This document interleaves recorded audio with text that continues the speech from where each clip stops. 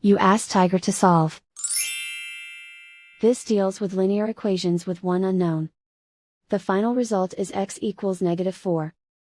Let's solve it step by step. Group all constants on the right side of the equation. Add 16 to both sides. Group like terms. Simplify the arithmetic.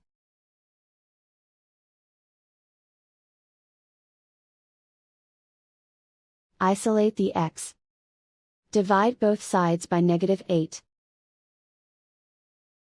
Cancel out the negatives. Simplify the fraction.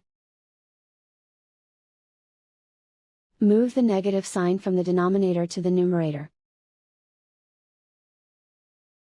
Find the greatest common factor of the numerator and denominator. Factor out and cancel the greatest common factor. And so the final result is x equals -4.